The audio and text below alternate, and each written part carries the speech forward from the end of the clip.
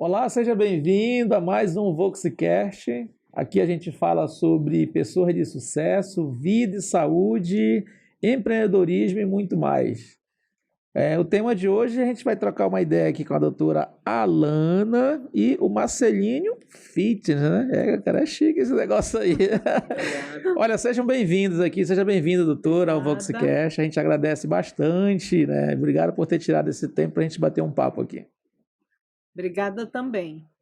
Marcelinho, seja bem-vindo. Obrigado pelo convite. Espero agregar aqui com o assunto e principalmente com vocês aqui para o público se sentir bem à vontade e de repente querer perguntar futuramente alguma coisa sobre o assunto. Bacana, bacana. Doutora, início de ano, né? Todo mundo, eu também já estou nessa vibe de fazer atividade física para perder. Agora eu vou perder um pouquinho mais de peso por causa mesmo de saúde. Mas a gente sabe também que a atividade física ela pode ajudar em outros fatores da vida. O que a senhora tem a falar um pouco para a gente sobre isso? Então, normalmente o que acontece? As pessoas vão para a academia pensando simplesmente em ficar com um corpo bonito, né? Teoricamente bonito, conforme a geração que se vive, porque a gente tem aí já muitas mudanças há anos. Certo.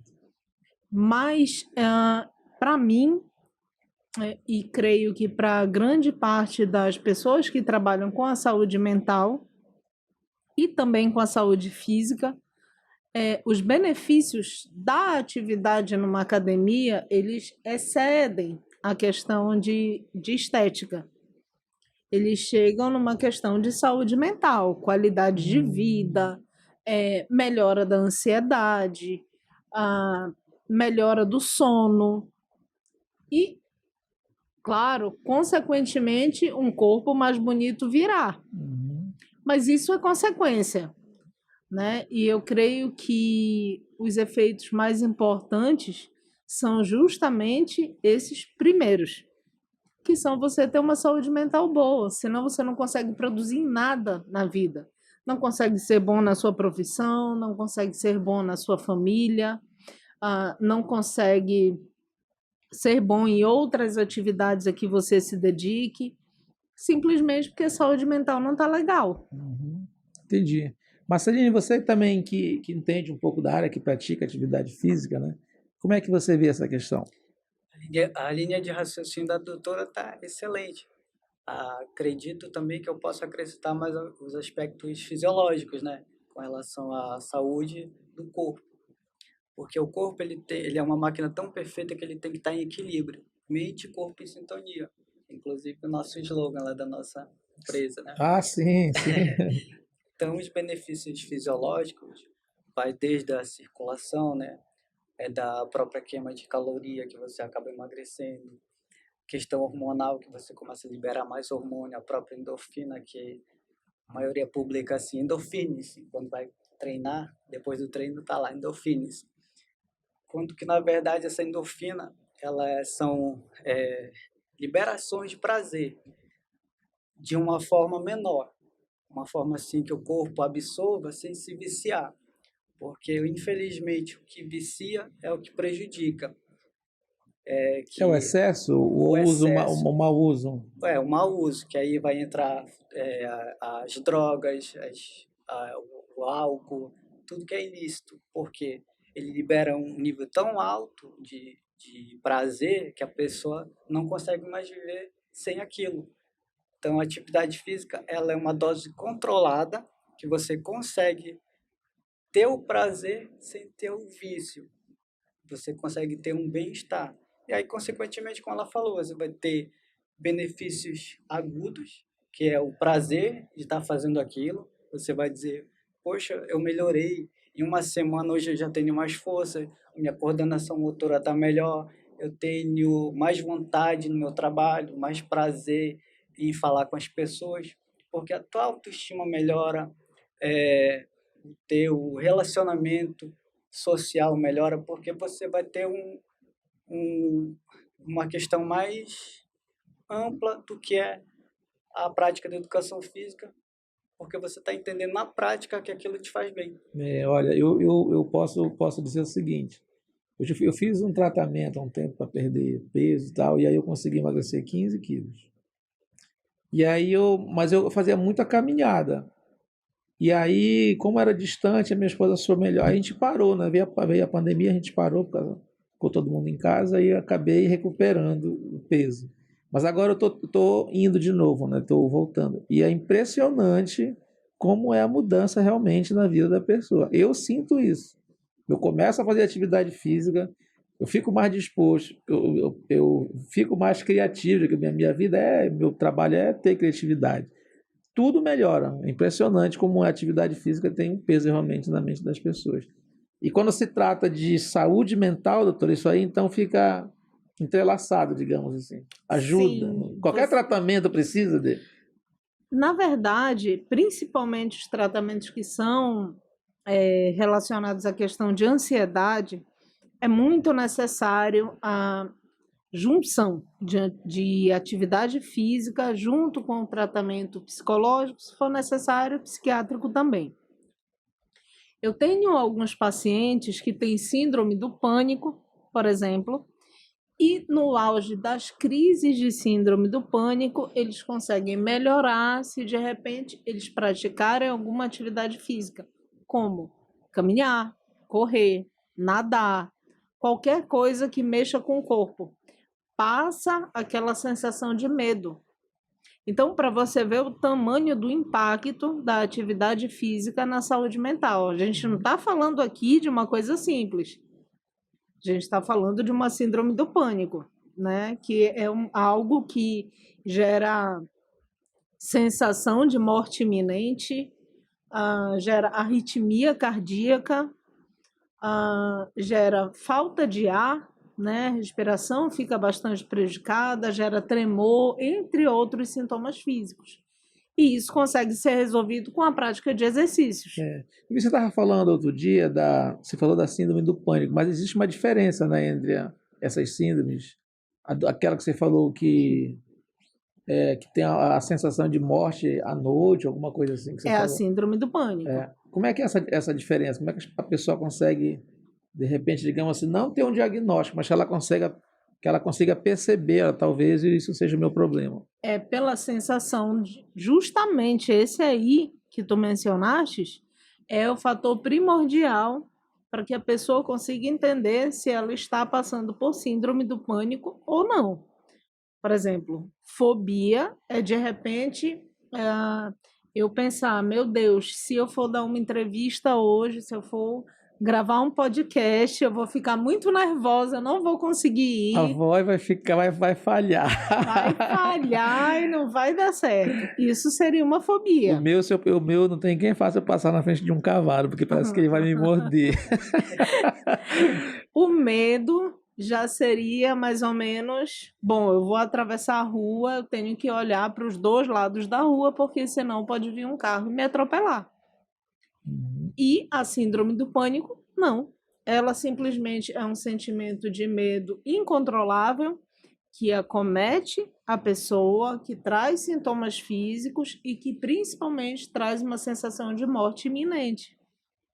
Então, a pessoa ali, naquele momento da crise, ela sente que vai morrer a qualquer momento, se sente ameaçada e, infelizmente, tem muitos sintomas físicos e precisa aprender a lidar com isso de uma maneira um pouco mais saudável. A fobia, ela é muito ligada também a algum animal? A pessoa tem medo de aranha, isso? Ou de algum bicho, alguma coisa? Depende muito. Por exemplo, vamos supor que tu tiveste algum episódio durante, sei lá, tinha 6 anos de idade e foi abrir uma gaveta e tinha uma aranha lá dentro. Aquilo te assustou. Pode vir a causar uma fobia. Não obrigatoriamente vai causar, mas pode vir. Né? Ou então, de repente, eu assisti um filme onde aparecia uma sucuri gigante que se alimentava das pessoas. E a partir dali eu criei medo de cobra, fobia, no caso, de cobras.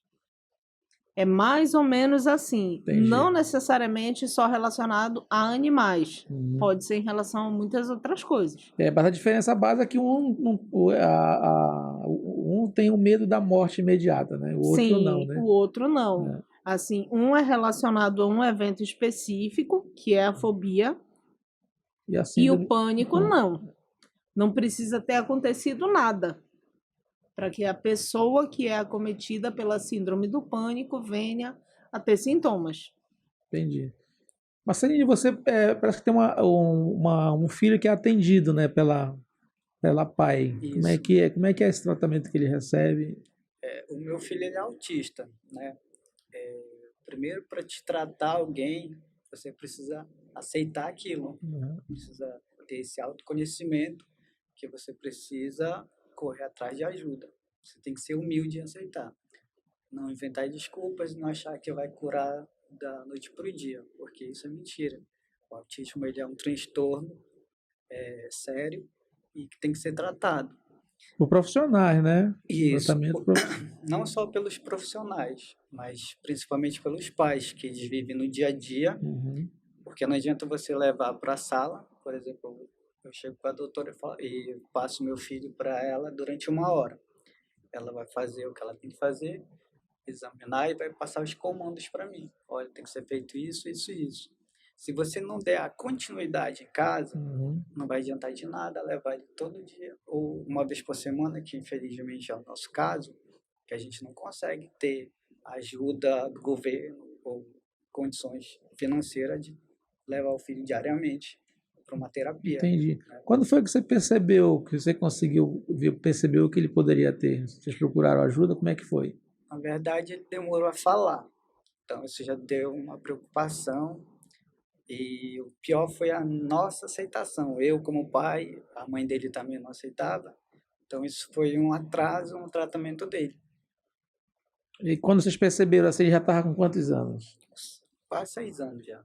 Ah, tá, já estava bem atrasado, então, né, doutora? Não é tão normal, né? Ela chegou a conhecer ele, como ele era agressivo, né? Uhum. Se isolava todo o tempo querendo agredir alguém, porque era o mecanismo de defesa dele. Uhum. Mas hoje, depois do tratamento que ele começou a ter, né, com a PAI, ele teve uma melhora muito grande. Ele tem um comportamento de uma criança normal, como se não tivesse nenhum tipo de transtorno.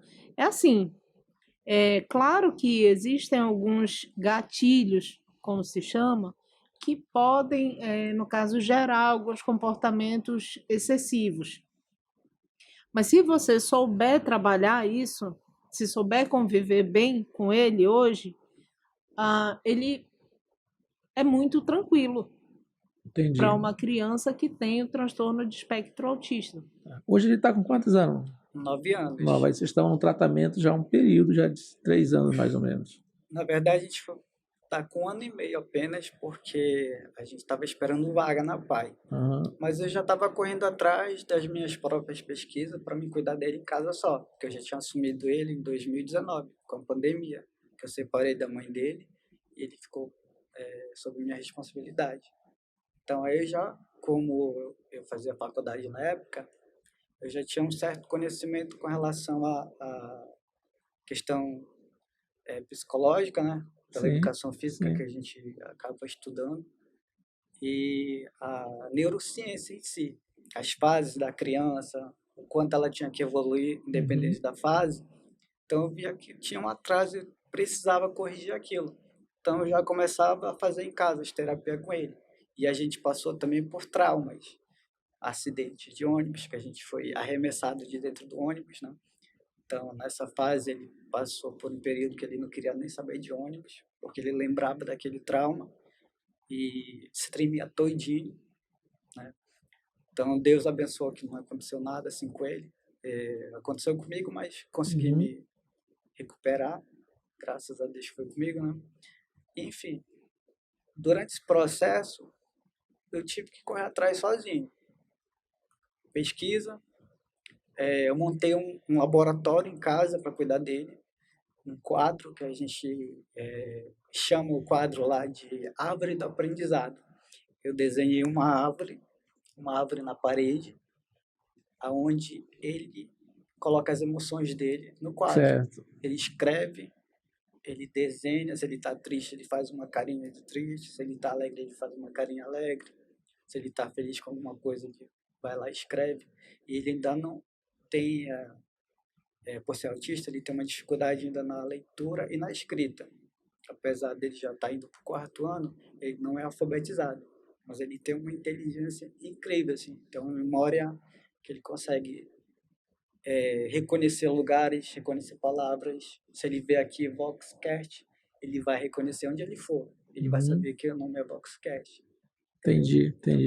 Você falou que ele foi arremessado para fora do ônibus. A senhora, como psicóloga, doutora, isso pode ter ocasionado algum trauma mais para ele? Certamente. Assim como ocasionaria para qualquer outra criança. Aliás, para qualquer outra pessoa, né? Porque é uma experiência traumática. E quando a gente está falando de uma pessoa que tem autismo, a gente tem que potencializar isso um pouquinho.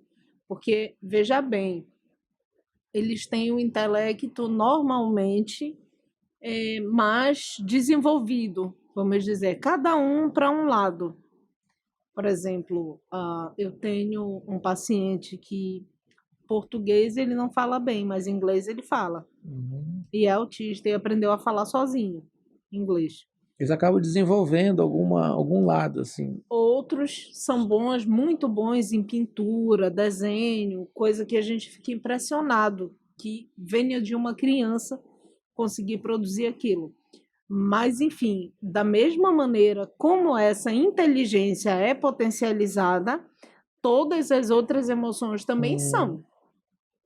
Então, uma situação dessa, de repente, cair, ser arremessado de dentro de um ônibus, certamente deve ter causado para ele um dano emocional muito grande. Entendi. E a gente começou falando da atividade física no tratamento de alguns transtornos, né? No caso do seu filho, mas vocês fazem uso dessa atividade? Ou criança não é indicado? Na verdade, como é que é essa? A partir do momento que você tem a noção corporal, dependente da idade, você pode exercer sim atividade física. O que vai mudar é volume, intensidade, a questão de cargas, repetições, que no caso popular dito séries, né? Mas é muito importante. Por exemplo, o meu filho, é um treinamento para criança, então, de acordo. Existe algum treinamento assim? É um treinamento funcional. Porque tu vai trabalhar... É a pessoa andar, brincar, doutora? Isso ajuda? É o lúdico. É ser criança, né? É ser criança, Exatamente. É o lúdico. A academia não precisa ser aquela coisa chata. Não é porque ele vai para a academia que ele tem que fazer o que o adulto faz. Ele pode ir lá, às vezes, só ficar sentado, mas só de ele estar observando, ele cria aquela afetividade com o lugar. Ele quer estar lá naquele lugar. É o caso do meu filho. Ele vai diariamente comigo para a academia, só que ele tem um tempo. Tipo, eu não passo mais de 40 minutos na academia, porque dá o horário e já quer vir embora. Mas ele faz a caminhada de ida e volta. Quando a gente vai, por exemplo, para Pai... Vocês já vão caminhando? Já vão caminhando. Já é uma atividade... Ele gosta de caminhar porque ele gosta de ir vendo os lugares. Ele gosta de entender para onde vai a casa da avó, a casa do pai, a casa do tio. Então, ele indica onde é cada lugar, onde é a Pai. Então, quando a gente vai para a Pai, a gente vai de carro por causa do horário, que é quente. Mas na volta a gente vem andando, da Cuiabá até a Prainha. Ele adora. Prainha para cá, o museu. É mais de 4,5 km andando. A orla toda é um bom... É a orla todinha. É. Ele ama esse percurso. Legal. Isso ajuda, doutora? Ajuda, com toda certeza. Até porque, assim, na verdade o Marcelinho até pode falar disso melhor do que eu, mas até onde vai o meu conhecimento, tem duas modalidades de exercício que só são benéficas, basicamente. Uma é a caminhada e a outra é a natação. Né? Não trazem assim qualquer tipo de dano, não tem contraindicação, qualquer pessoa pode fazer. E da maneira como, por exemplo, ele colocou que o filho dele vem fazendo, tipo, observando os cenários, as pessoas, apontando os locais que ele conhece, é a famosa caminhada psicológica, que se chama, porque ela não faz bem apenas para o corpo, mas ela faz bem para a mente. Quer dizer, ali ele vem trabalhando as duas coisas, embora ele não tenha ainda a idade para ter consciência que ele está trabalhando o corpo, mas a mente está sendo trabalhada naquele percurso. Então não é indicado caminhar ou correr com fone de ouvido. Não, não Nossa. gosto. E sempre falo isso para os meus pacientes, que não caminhem com fone de ouvido, que não caminhem com celular, olhando o WhatsApp, nem nada disso, porque não vale a pena. Você está ali, mas não está concentrado no que você está fazendo. A concentração é uma coisa muito importante. Ver os lugares, ver os ambientes, as árvores, as pessoas que estão passando, os animais, sentir o clima, a ventilação. Isso é o indicado, porque isso é o que faz bem para a gente. Ver o celular e ouvir música, isso a gente consegue em qualquer outro horário do dia. Mas existe a necessidade de você tirar, de repente, ali 30, 40 minutos que seja, para cuidar de você, sabe? Cuidar de você mentalmente. Aproveitar, relaxar de fato. Senão o foco está tanto ali na música. Porque eu vejo Exatamente. muita gente que aproveita esse momento para fazer curso, porque como tem muito podcast, tem muitos cursos, as pessoas, mas não seria o ideal, né, doutora, então, né? Não é o ideal. O ideal é que no momento da atividade física a pessoa esteja concentrada na atividade. Inclusive, isso aí se estende para todo o restante, por exemplo, musculação, pilates, lutas, entre outras. Se, por exemplo, você vai à academia e o seu personal passa para você ali um treino de, sei lá, 4 repetições de 15 vezes num determinado aparelho. Se você está no celular, muito provavelmente você vai se perder no meio disso. Pode fazer menos, pode fazer mais, e aí depois, se não der certo, a culpa é do treinador. Do treinador, né? E você, Marcelinho, como você faz atividade física? Pelo fone? Na verdade, eu nem pego nem no celular quando eu estou treinando. Eu estou lá para treinar porque eu entendo que o treinamento também tem que ser levado a sério. Sim, né? sim, né? Senão o Como objetivo não é qualquer coisa na alcançado. sua vida, você tem que levar a sério. Quando a gente percebe que tem pessoas que vão lá com fone de ouvido, ou não estão contando sério, ou não estão fazendo direito, na verdade elas estão lá por estar. Não estão de fato. Então, às vezes, Só tá o corpo, a mente está longe. na né? maioria das vezes, não sei se há pesquisa científica sobre isso, mas creio eu que pode haver futuramente, porque existe a sinapse nervosa. Então, como ela falou, toda contração muscular é um estímulo neural, Sim. tanto de uma caminhada quanto de um treinamento de força.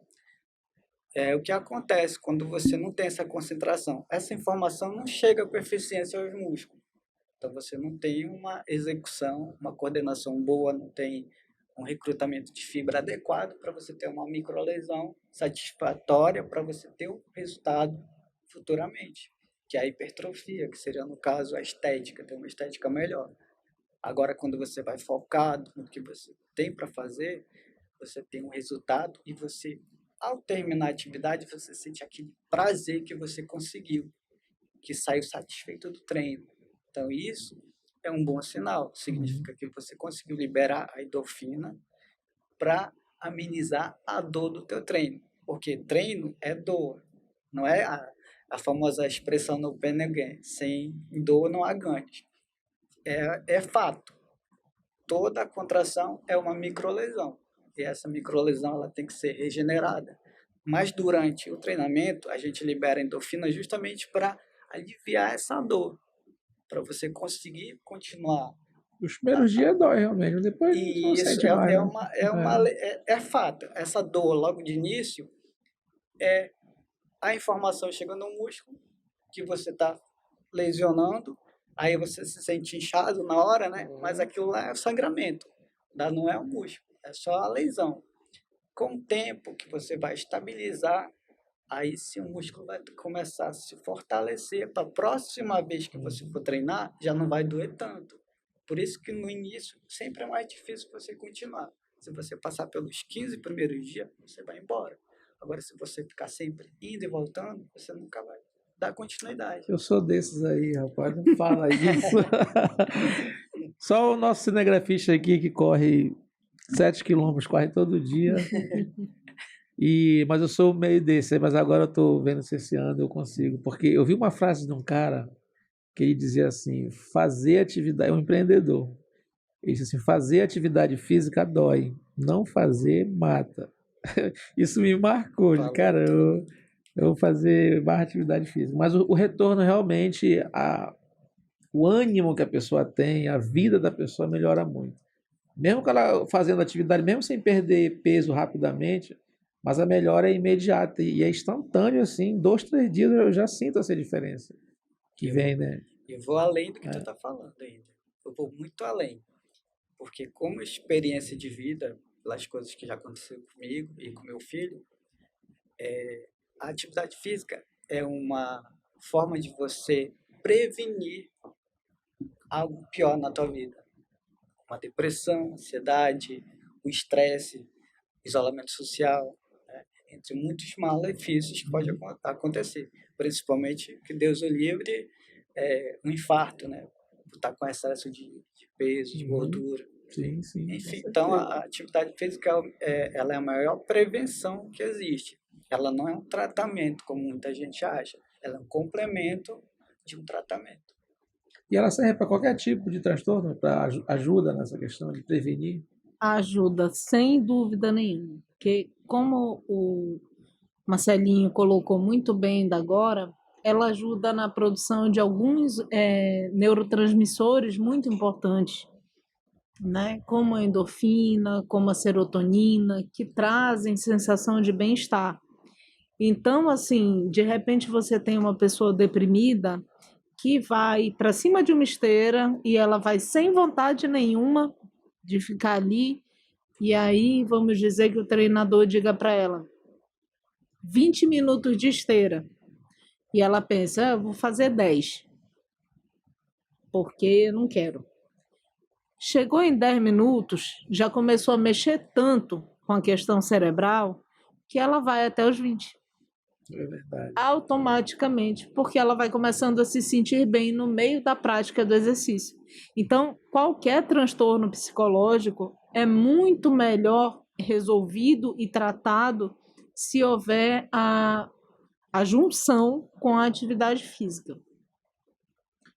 E será que o dia a dia da gente hoje é mais carro, é mais celular, é muita informação? Tudo isso, como é que isso tem contribuído para o avanço dessas doenças, desses transtornos? Assim? Veja bem, hoje a gente vive basicamente no isolamento social, eu costumo dizer, embora a gente viva na geração das redes sociais. Porque a gente tem ali Facebook, tem Instagram, tem Twitter, tem YouTube, tem TikTok, enfim, entre outras redes, né, de comunicação. Mas as pessoas em si não se comunicam mais como antes. Hoje está na sala, né? Aí o filho está no quarto, diz assim, vem almoçar, né? Exatamente. Passa um WhatsApp, né?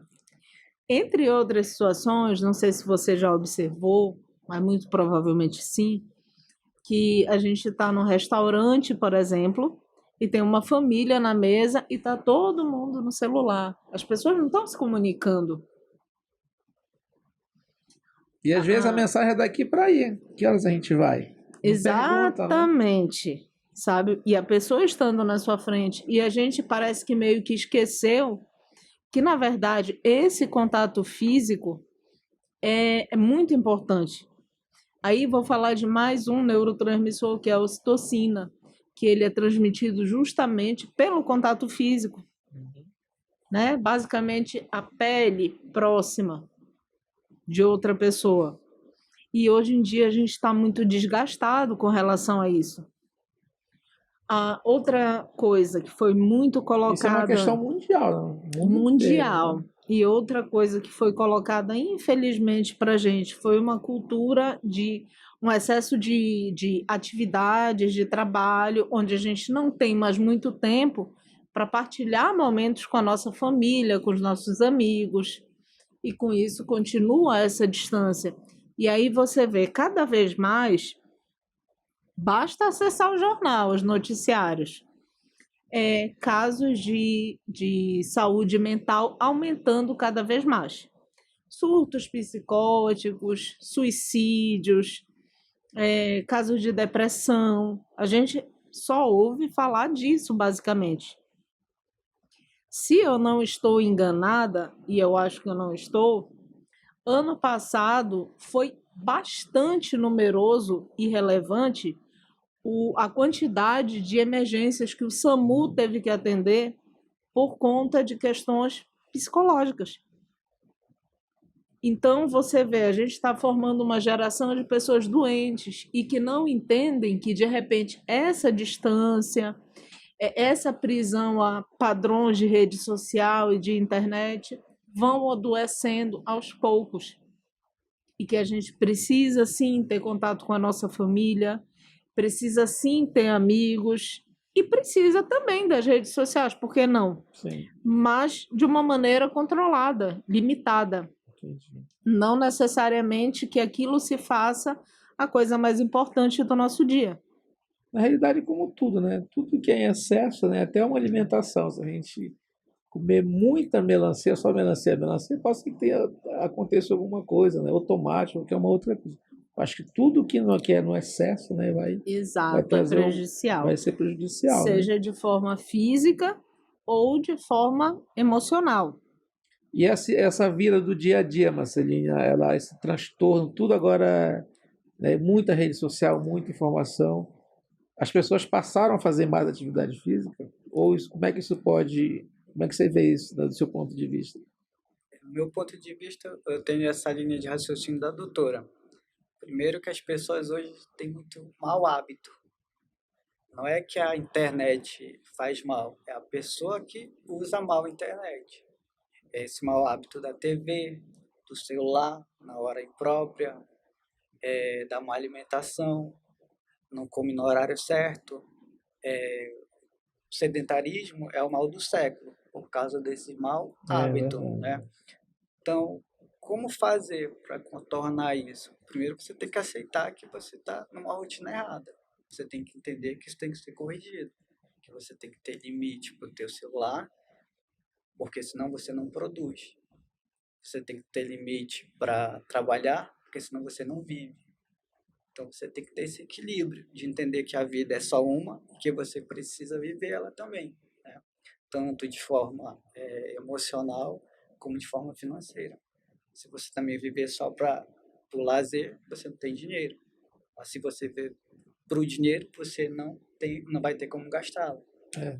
Então é mais ou menos isso. Você tem que ter a noção que você precisa ter um equilíbrio na tua vida, em tudo. E como a gente pode fazer, Duda? Como é que o que seria ideal que a gente poderia, atitudes que a gente deveria tomar no nosso dia a dia para tentar melhorar? Eu penso que retornar a velhos hábitos.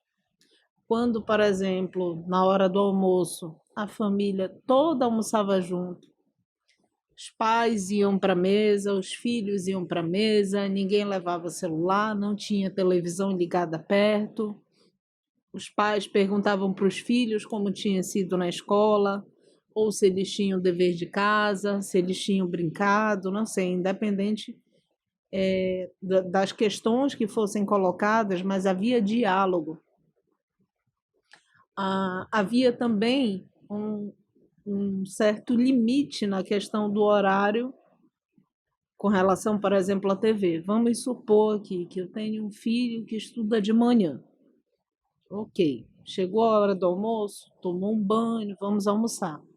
Converso, pergunto sobre como foi na escola, consigo de repente entender alguma situação que ele esteja passando por lá, interferir, ajudar, ou de repente apenas me contentar se estiver tudo bem. Uhum.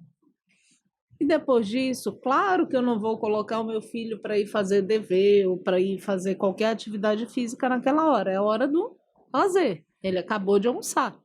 Então, ele tem direito ali a passar um tempinho assistindo desenho, de repente, ou mesmo mexendo no celular, como é a cultura de hoje. Mas depois tem um horário para desligar a TV ou o celular, para ir estudar um pouquinho e se dedicar a outras atividades, à noite jantar, né? Colocar os filhos para dormir, fazendo eles entenderem que são importantes. Eu acho que essa união familiar hoje em dia está pesando negativamente para as pessoas, porque está faltando. Faltando afeto, né? A questão Sim, afetiva. E doutora, e como é que é essa questão do, estamos falando de saúde mental, né? Atividade física, dessa importância dessa relação. Então, o poder público ele tem um papel essencial de ter mais áreas de esporte, mais áreas de lazer na cidade, né? Então, as cidades elas deveriam pensar um pouco mais como isso poderia ter mais campo de futebol, né? O poder público tem um papel fundamental nessa questão, né? tem um poder fundamental e que deveria ser muito mais, vamos dizer,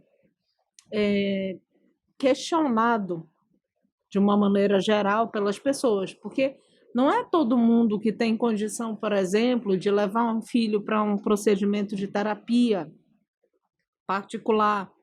Também não Nem é para todo academia, mundo né? que consegue levar para academia, não é todo mundo que consegue vaga fácil no estabelecimento público, onde vai conseguir se consultar, mas às vezes tem que esperar meses por isso. E às vezes as pessoas precisam, antes que as coisas acabem piorando.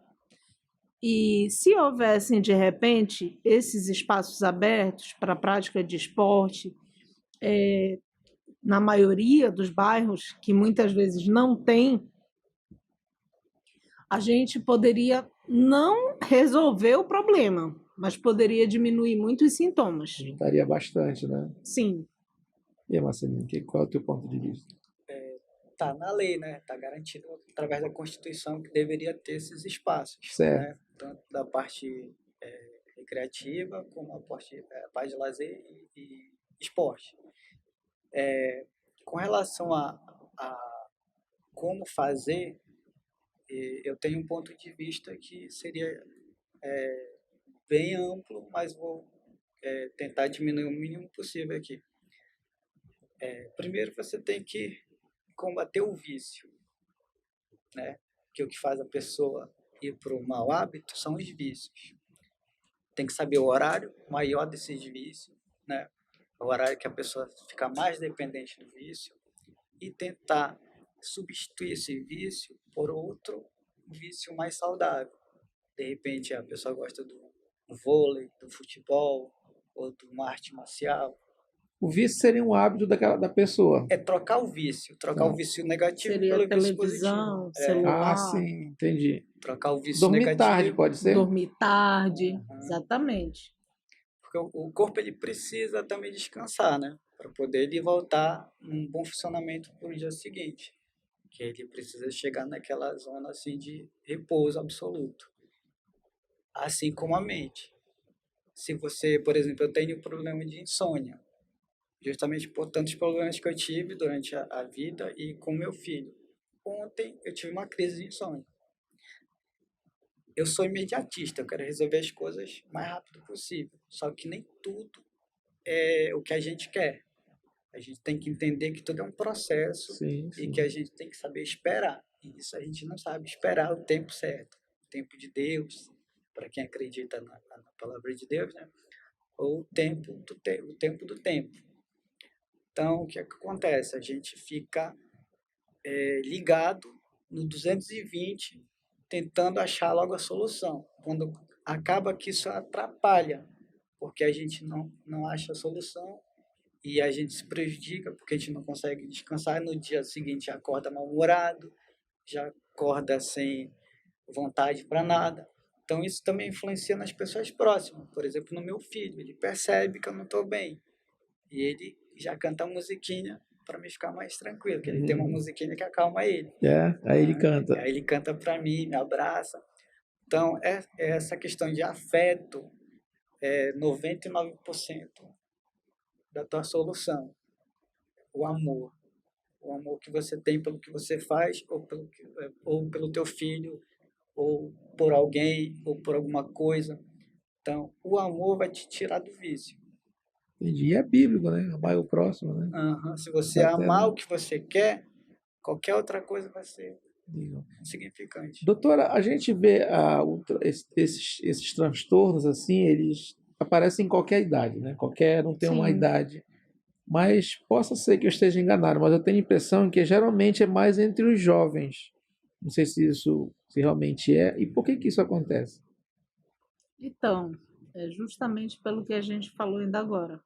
Maus hábitos. Puxa um pouco mais. Pode puxar assim. Puxar com você tá mesmo, só puxa assim. Isso. Maus hábitos. Infelizmente, a nossa geração acabou, vamos dizer, educando os filhos de uma maneira não muito positiva, né? Que antigamente a gente jogava futebol na rua. Exato.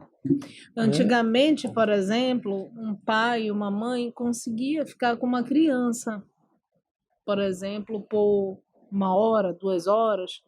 Hoje em dia, a gente não vê mais isso. O que é que se faz? Dá o celular para ele ou para ela. Coloca um desenho na TV que vai distrair.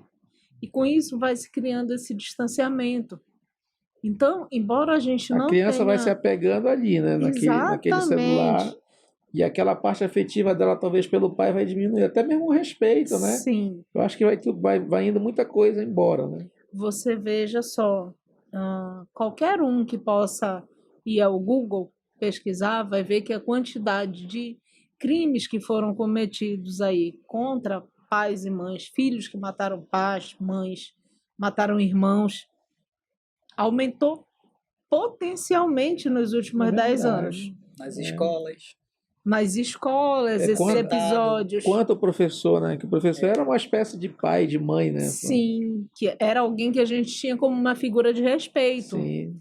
Né? Mas hoje você vê que tem jovem que entra na escola, numa escola onde nunca estudou, inclusive, atira em crianças ou em outros adolescentes, mata pessoas, atira em professor, sabe? E sai fugido dali. Então, são alguns comportamentos que surgiram de uns anos para cá. Não é que nunca tinha acontecido anteriormente, mas a gente não via com tanta frequência como vê hoje, né? E eu creio que essa juventude tenha sido muito penalizada por esses hábitos de pouco afeto familiar. A gente vê que o passarinho cuida do filho, né? Pela essa questão do afeto. Ele estava falando da pouco a prova está aqui, né? Quer dizer, do afeto que ele tem pelo filho, que leva, que vai, que cuida. Então, realmente, essa questão, eu percebo isso em algumas coisas, assim, em algumas famílias, a gente olha assim, né? Não que a gente seja a família perfeita, mas o que eu quero dizer é o seguinte, que a gente percebe muita coisa hoje que realmente antigamente não existia. Sim. Não existia. Hoje as pessoas, as famílias no caso, estão procurando sempre a zona de conforto. A sua zona de conforto para trabalhar, para estudar, para fazer qualquer coisa. Sendo que essa zona de conforto, ela traz os malefícios. Porque, por exemplo, como a doutora falou, se eu tivesse uma outra cabeça e eu quisesse focar no meu trabalho, eu pegava o meu celular, daria para o meu filho e ele ia trabalhar, né? Qual exemplo eu estaria dando para ele em questão de afetividade? O que ele ia sentir, se ele ia sentir mais próximo ou não de mim, né? Sendo que ele ainda é especial. Então, essa zona de conforto que a gente está acostumado a ter é o que está prejudicando muito nosso desenvolvimento emocional, afetivo, né? E principalmente o físico também, né? Que às vezes a gente deixa de estar no treino, de ir para academia, de fazer qualquer outro tipo de atividade física, desde uma pedalada, uma natação, uma corrida que é super prazerosa, para ter sempre uma desculpa para não ir, porque você tem outras prioridades. É verdade. Olha, eu tive um convidado aqui, doutor, não sei se ela tem essa informação. Ele disse assim, que pela primeira, ele viu um estudo, ou ele viu uma matéria, um estudo em um local, que pela primeira vez na história da humanidade, a juventude mais nova não é mais inteligente do que a anterior. Porque a juventude mais nova sempre, nós fomos mais do que os pais, que assim, os nossos pais mais do que os avós, né? Sempre era mais inteligente em termos de adquirindo conhecimento. E pela primeira vez na história, isso deixou de acontecer. Sim, é verdade. E veja bem que tudo favorece para esse ponto. Porque hoje em dia, o que se acostumou a fazer? Por exemplo, eu tenho alguma dúvida sobre, vamos dizer, musculação. Digitei ali no Google, rapidinho aparece a informação pronta para mim, aquela informação que veio está ok, e pronto. Antigamente, vou falar até pela minha própria época de estudante, a gente usava umas enciclopédias, né? Barça, né? Sim, Barça. Barça, era.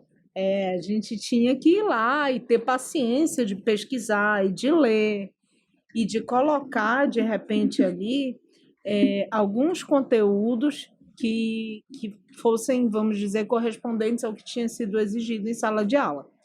Com isso, além de tudo, a gente cria muitos quadros de ansiedade, porque a nossa geração não é mais acostumada a esperar.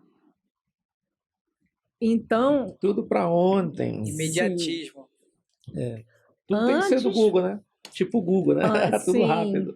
E antes, por exemplo, você tinha ali, sei lá, que falar com alguém. Por exemplo, ligava para a casa da pessoa, telefone residencial, né? A pessoa não estava em casa, não podia atender, tudo bem, eu vou ter que esperar ela chegar até que eu fale. Hoje em dia, não, é no celular.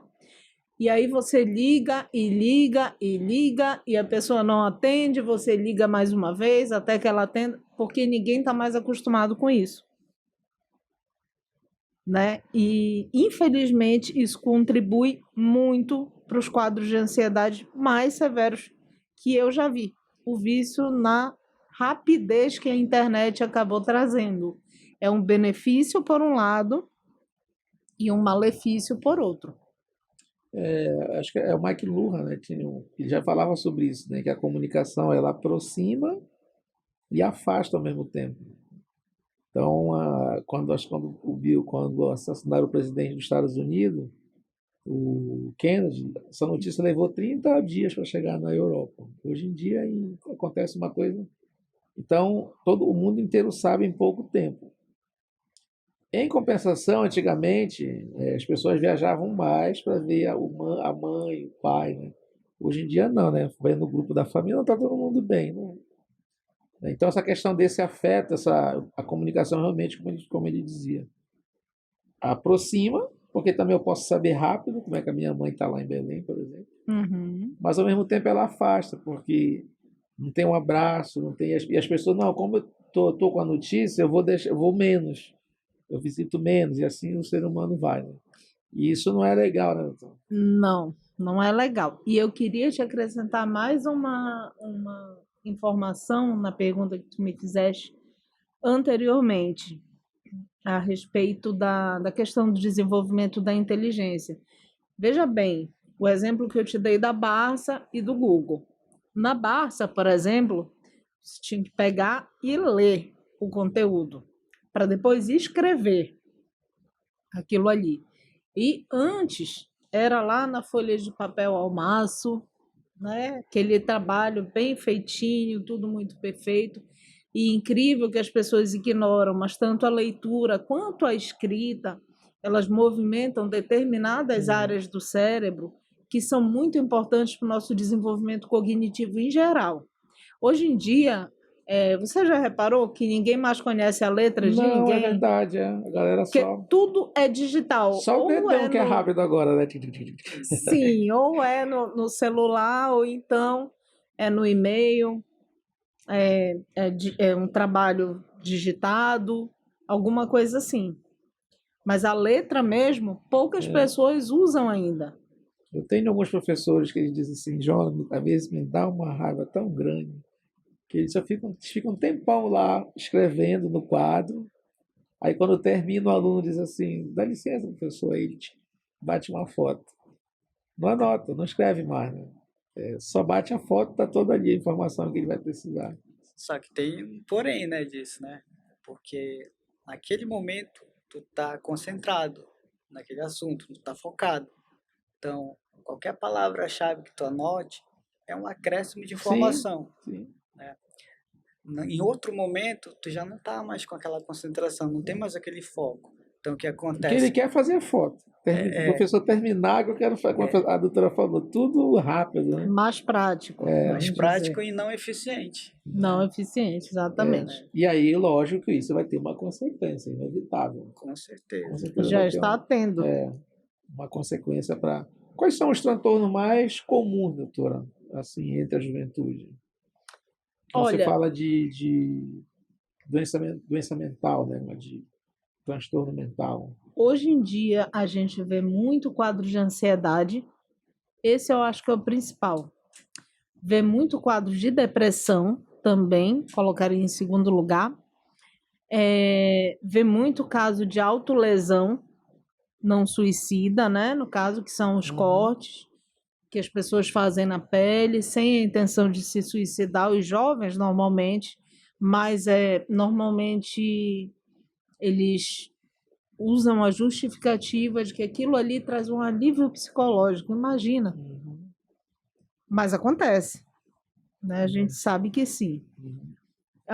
Fora isso, transtornos alimentares, porque a gente vive numa geração que exige muito do físico, né? Então, todo mundo quer se encaixar num padrão físico que seja aceitável, quer ser bonito, e às vezes não consegue, vamos dizer, se encaixar no padrão que é colocado para todos. Eu queria ser igual ao outro, é uma síndrome? Pode ser? Não é uma questão, uma Eu síndrome, quero, não. o cara porque vai na academia, né? Se compara muito. Pois é, né? Isso é uma coisa que eu sempre converso com a minha esposa. Eu não quero ser fortão, eu só quero ficar do meu, o que der para eu melhorar, mas eu não vou me preocupar com o outro que está lá forte. Mas é assim, o que acontece também, às vezes tem situações de alguns jovens, por exemplo, são magros, se veem gordos no espelho. São gordos, não conseguem se enxergar como gordos, né? O famoso transtorno dismórfico corporal. E aí isso acaba trazendo aí uma anorexia, uma bulimia, alguma coisa do tipo. Esses são os maiores transtornos hoje em dia que acometem a nossa juventude.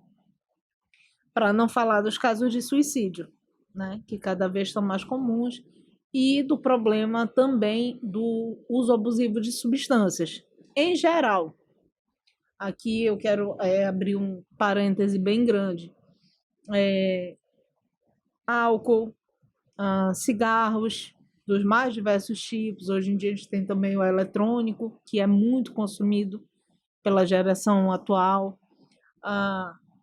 Crack, cocaína, LSD, enfim, a gente tem uma infinidade de drogas, maconha. E esse também é um problema bastante comum e junto com ele traz vários outros. Entendi.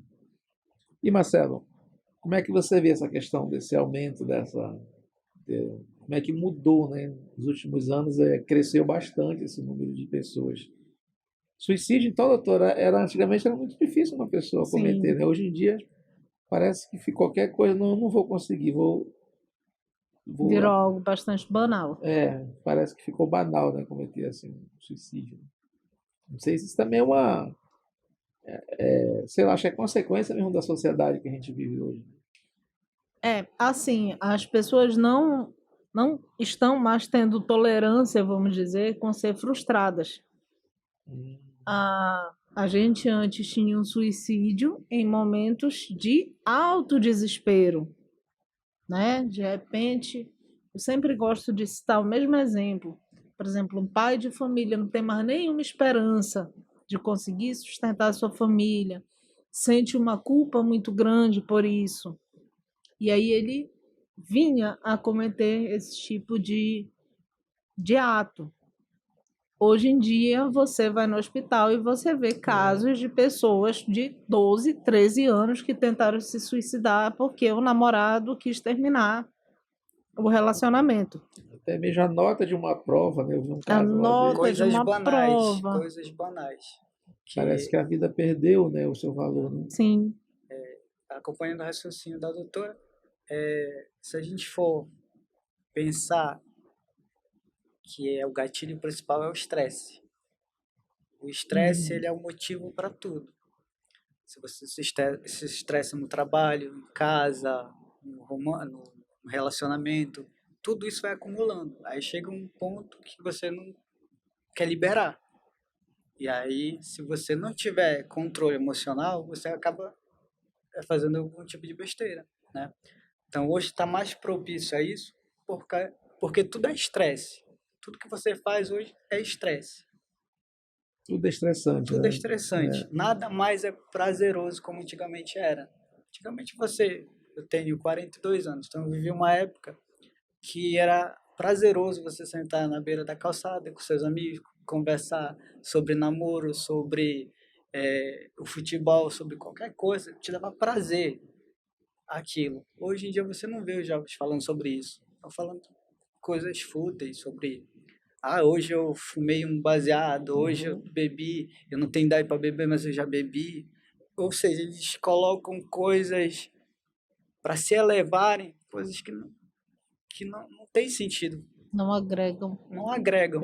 Talvez isso seja a questão lá da geração de hoje ter menos conhecimento, né, intelectual, digamos assim, em relação ao que o rapaz falou, né, da geração ser menos inteligente. Porque não vai atrás mais do conhecimento, né? Exatamente. Não quer dizer, eu não quero aqui generalizar, não são todos, né? Sim. Mas se Com a gente certeza. se a gente pega uma média, a gente vai chegar numa média que está bem menos evoluída. Dava até de ser um artigo de TCC, né? Porque hoje em dia o mundo pós-moderno está fazendo isso.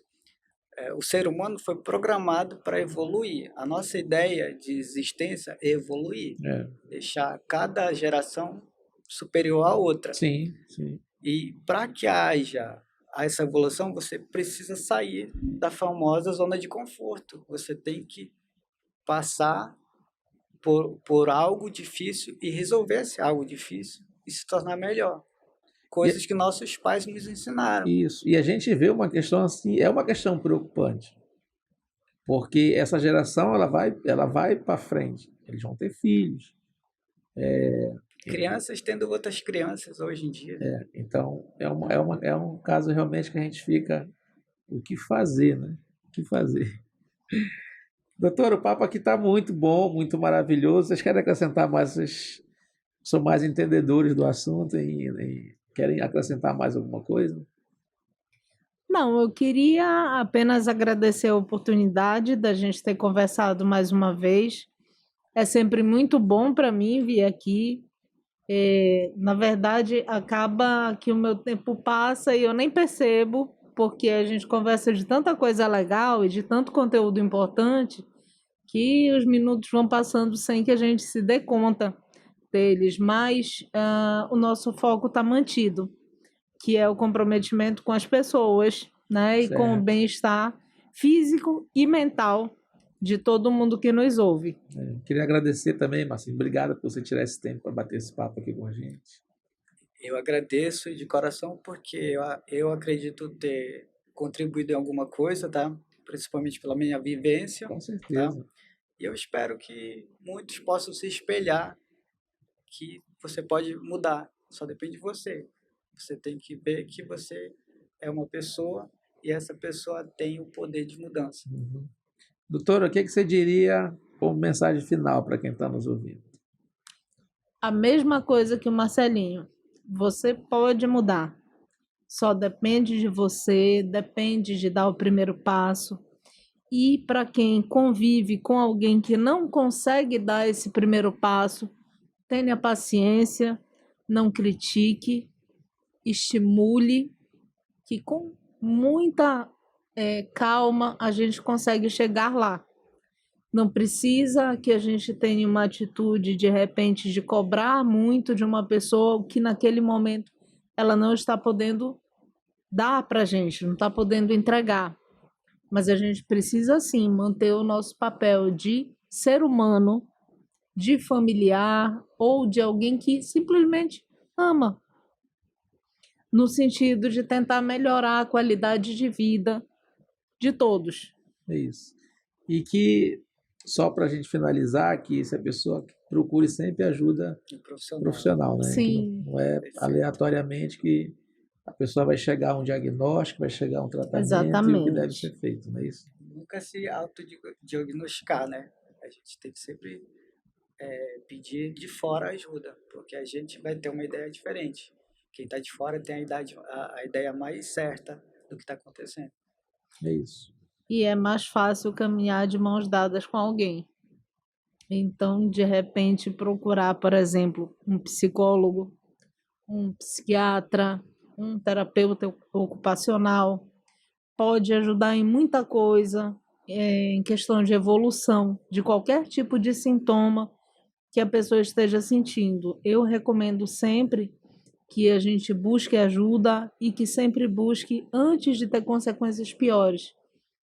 Porque todos os sintomas que a gente não trata vão se agravando com o passar do tempo, vão piorando e às vezes chega num ponto que a gente já não consegue mais ter muito resultado.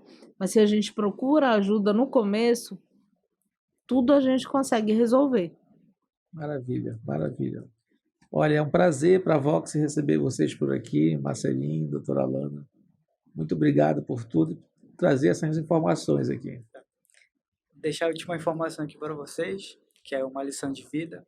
Você aprenda com o seu sorriso, nunca aprenda com a sua dor. Porque Legal. a forma de aprender com a dor é a pior possível. Legal. Obrigado, pessoal. Esse é o VoxCast, o podcast aqui da voximais.com. Hoje a gente recebeu aqui a doutora Alana e Marcelinho para levar essas informações. A gente espera que vocês tenham gostado, né? Curte, compartilha nosso podcast. Um forte abraço, até a próxima.